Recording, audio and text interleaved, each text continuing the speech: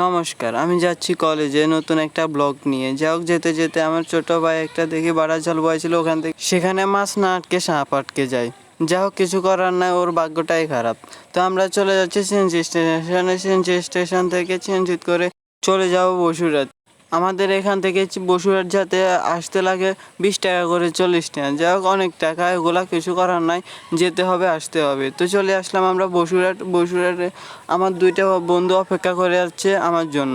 তো ওদেরকে আমি রিসিভ করে, যাই হোক, রিসিভ করার পর আমরা তারপর বাঁচাইতে উঠে পড়ি। উঠে গিয়ে দেখে একটা ভাই অনেক রকমের কথা বলছে। তো আমরা ওনার কথাগুলো উপভোগ করতেছি। উপভোগ করার পরে বাসটা ছাড়ার পরেও কিছুক্ষণ গিয়ে দেখে একটা চোর পিলারের সাথে বেঁধে রাখিছে। যাই হোক, ওখানে অনেক মানুষের ভিড় দেখতে দেখতে আমরা চলে আসি কলেজের কাছে এসে কলেজের ভিতরে ঢুকতেছি কলেজের ভিতরে। যাই হোক, আপনাদেরকে তো বলা হয়নি আমি কোন কলেজে পড়ি। এটা হচ্ছে আমাদের কবিরাট কলেজ।